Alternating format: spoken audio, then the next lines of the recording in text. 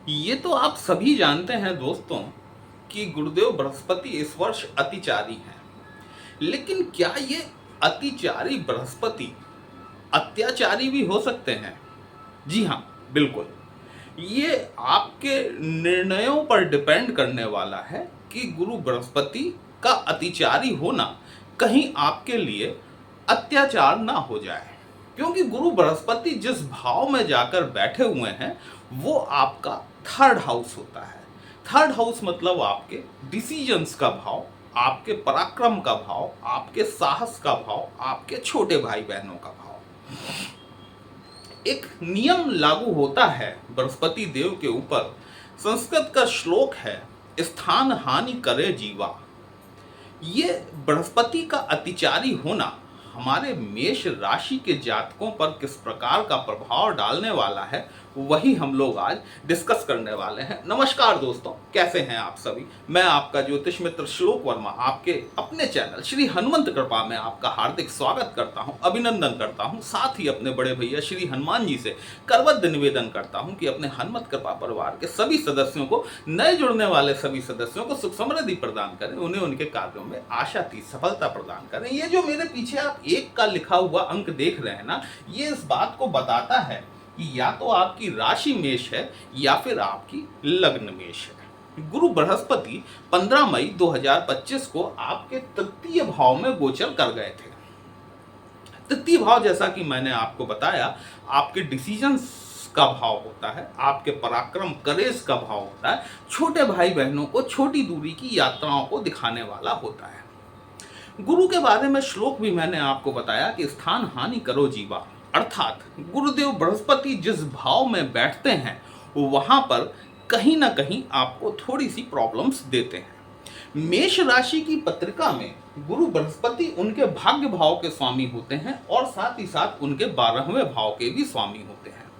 देखिए, याद रखिएगा, जब भी कोई प्लैनेट थर्ड हाउस में आकर बैठता है वो अपनी संपूर्ण दृष्टि से, जो कि सप्तम दृष्टि होती है, संपूर्ण दृष्टि से आपके भाग्य भाव को देखता है।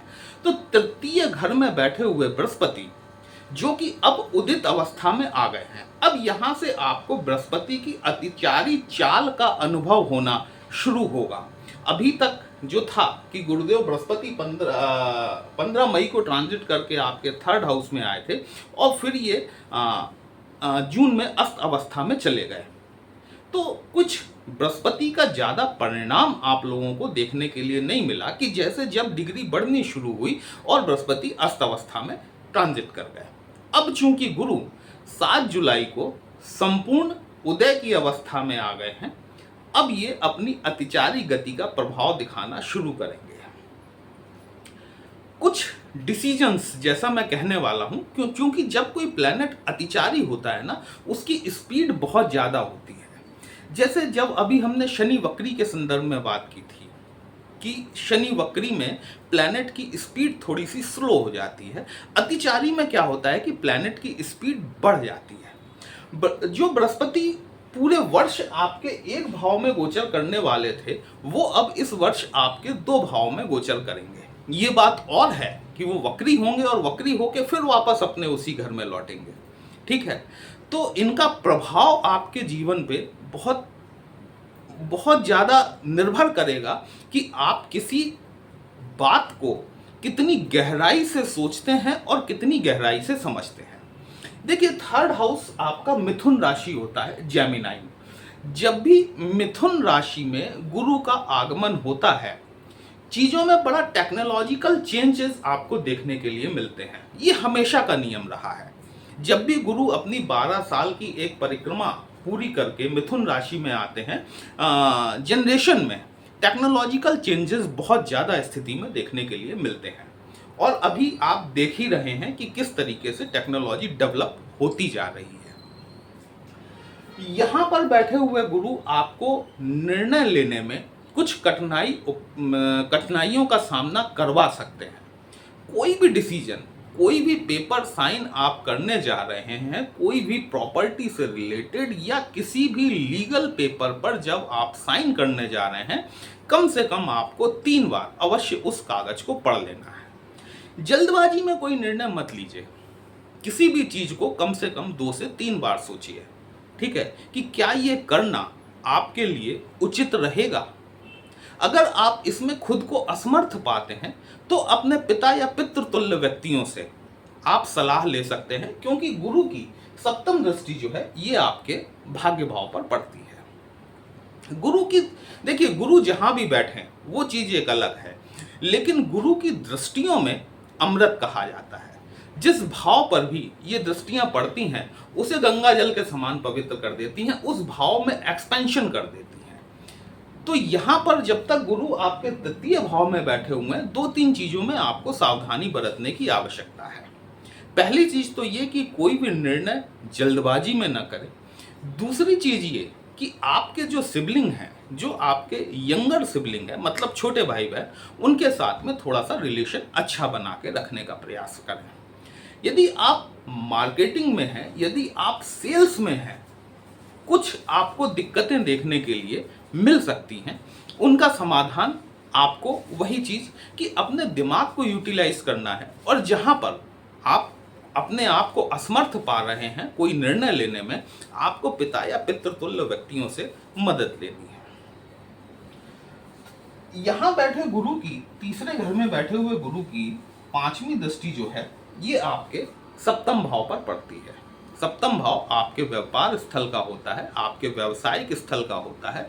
सप्तम भाव आपके जीवन साथी का भी होता है। मेष राशि के वो बहुत से जातक जिनका कि विवाह के लिए वो प्रतीक्षित हैं, बहुप्रतीक्षित हैं, उनका विवाह पक्का होने की संभावना पूरी बनती है अक्टूबर 2025 तक के बीच में। देखिए, इस दौरान जो है बृहस्पति अपना राशि परिवर्तन भी करेंगे। हम हर विषय पर चर्चा करेंगे। कहीं भी वीडियो अच्छा लगे, कमेंट बॉक्स में जय श्री राम लिखेंगे, आपको भी अच्छा लगेगा, हमें भी अच्छा लगेगा आपके लिए इस तरह के विश्लेषण लेकर आने के लिए। बृहस्पति महाराज 18 अक्टूबर तक आपके इसी भाव में बैठने वाले हैं, तीसरे भाव में, और ये आपका विवाह संबंध सुनिश्चित कराने का कार्य करते हैं। बृहस्पति आपको व्यावसायिक तौर पर एक्सपेंशन भी दे सकते हैं, लेकिन एक्सपेंशन करने से पहले सोच लीजिएगा, समझ लीजिएगा कि ये डायरेक्शन सही है या नहीं है। क्योंकि इस वक्त क्या है कि प्लैनेट तेजी में है, प्लैनेट के पास में स्पीड बहुत ज़्यादा है, और ये वक्त आपके लिए बहुत गंभीर हो सकता है। क्योंकि इस वक्त में लिया गया एक निर्णय यदि वो सही साबित हो गया तो अलग बात है, गलत साबित हुआ तो आपकी जीवन की दशा और दिशा दोनों बदल देगा। विवाह संबंध में भी यदि आप विवाह पक्का करने जा रहे हैं, उस रिश्ते को कम से कम 2 बार सोचिए कि क्या ये रिश्ता उचित है। यदि आप लव मैरिज भी करने की तरफ जा रहे हैं, मैं इस वक्त आपको ये सलाह दूंगा कि थोड़ा विचारिए, थोड़ा रुकिए, है ना, क्योंकि इस वक्त जो है जल्दबाजी में लिए गए निर्णय कहीं ना कहीं गलत साबित हो सकते हैं। गुरु बृहस्पति की दृष्टि सप्तम जो कि आपके भाग्य भाव पर पड़ती है, उसके बारे में तो मैंने आपको बता ही दिया कि आप जो भी कार्य करें अपने पिता की सहमति से या फिर पितृतुल्य व्यक्तियों की सलाह लेकर या फिर अपने गुरुजनों की सलाह लेकर जरूर करें। 9वां भाव आपकी उच्च शिक्षा का होता है। 9वें भाव से आपकी होने वाली दूरगामी विदेश यात्राओं को देखा जाता है। यदि आप उच्च शिक्षा के क्षेत्र में यदि आप विदेश जाना चाहते हैं तो अक्टूबर तक का टाइम आपके लिए बहुत बढ़िया है। उच्च अध्ययनरत छात्रों के लिए भी ये वक्त बहुत बढ़िया साबित होने वाला है। गुरु बृहस्पति की 9वीं दृष्टि जो है यह आपके लाभ भाव पर पड़ती है, एकादश भाव पर, इच्छा पूर्ति का भाव। वो लोग जो कि ऑनलाइन काम करते हैं, जो कि अपने बिजनेस में टेक्निकली चीज़ों को, खासकर इंटरनेट को इन्वॉल्व करते हैं, टेक्नोलॉजी को इन्वॉल्व करते हैं, उनके कहीं ना कहीं लाभ बढ़ने की संभावना बढ़ती हुई जरूर दिखाई देती है। क्योंकि गुरु बृहस्पति जो है फैला देते हैं, चीज़ों को विस्तारित कर देते हैं। ये वक्त जो आपका, यद्यपि कि ये बात और है कि आपकी 7.5 चल रही है, और प्लस पॉइंट ये है कि आपके शनि महाराज इस समय वक्री स्थिति में है। इस समय को जितना यूटिलाइज कर सकें अपने बिजनेस को बढ़ाने में, अपने व्यवसाय को बढ़ाने में आपको कर लेना चाहिए। ये 6 माह बहुत महत्वपूर्ण है दोस्तों आपके लिए, है ना। इन 6 माहों में लिया गया निर्णय बहुत कुछ जीवन की दशा दिशा का निर्धारण करेगा। 18 अक्टूबर 2025 को गुरु बृहस्पति अपना स्थान परिवर्तन करेंगे और स्थान परिवर्तन करके ये आपकी पत्रिका में चौथे भाव में गोचर करेंगे। चौथा भाव आप जानते हैं सुख भाव होता है, माता के भूमि भवन वाहन के सुखों से संबंधित होता है। चौथे भाव में आकर गुरु बृहस्पति यहाँ पर हंस नामक राजयोग का निर्माण भी करने वाले हैं, लेकिन सावधानी आपको जहां बरतनी है भूमि भवन से संबंधित कागजों में, माता के स्वास्थ्य में, क्योंकि स्थान हानि करो जीवा, यह सिद्धांत यहां भी लागू होता है। जब गुरु बृहस्पति आपके चतुर्थ भाव में गोचरस्थ होंगे, गुरु की पंचम दृष्टि जो है वो आपके अष्टम भाव पर पड़ेगी। अष्टम भाव साधनाओं का होता है, गूढ़ रहस्यों का भाव होता है, अकल्ट से जुड़ा होता है, माइनिंग के क्षेत्र से जुड़ा होता है, गुप्तचर चीजों से जुड़ा होता है।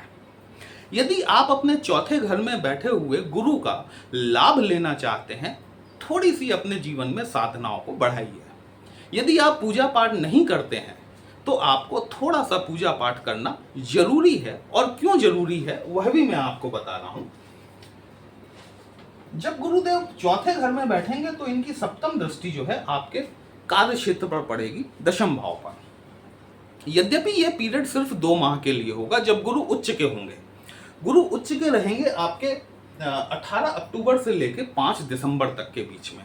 इस दौरान बहुत सारे लोग जिनकी की नौकरी छूट गई है उनको नौकरी मिलने के दोबारा चांसेस बनेंगे। साथ ही जो लोग ऑलरेडी नौकरी में हैं उन्हें प्रमोशन या इंक्रीमेंट, मिड टर्म इंक्रीमेंट या मिड टर्म प्रमोशन मिलने की संभावनाएं भी बनती हैं। गुरु बृहस्पति आपकी पद प्रतिष्ठा, मान मर्यादा में वृद्धि करने का कार्य जरूर करेंगे। चौथे घर में जब गुरुदेव बैठेंगे तो इनकी नवम दृष्टि जो है ये 12th हाउस पर पड़ेगी। 12th हाउस आपकी आध्यात्मिकता का भाव होता है। आप अष्टम भाव में साधना करेंगे, उसका परिणाम आपको यहां पर देखने के लिए मिलेगा। कहां पर? आपके 12th हाउस में। अदरवाइज क्या है कि 12th हाउस न सिर्फ आपकी आध्यात्मिकता को बताता है, स्पिरिचुअलिटी को बताता है, बल्कि 12th हाउस आपकी विदेश यात्रा को भी बताता है, लेकिन साथ ही साथ 12th हाउस होने वाले हॉस्पिटलाइजेशन पर आकस्मिक खर्चों को भी दिखाता है। यदि आप ये अपने अष्टम भाव को थोड़ा सा मैनेज कर लेते हैं, बात समझिएगा, प्लैनेट के साथ में अलाइंड होना सीखिए, प्लैनेट की भाषा समझिए कि प्लैनेट आपसे क्या चाह रहा है। जब आप ये समझ जाएंगे कि प्लैनेट आपसे क्या चाह रहा है तो आपकी परेशानियां बहुत हद तक कम होना शुरू हो जाएंगी। अष्टम भाव पर जब दृष्टि पड़ रही है तो गुरुदेव बृहस्पति आपसे थोड़ी सी आध्यात्मिकता चाह रहे हैं, थोड़ी सी आपसे साधना चाह रहे हैं।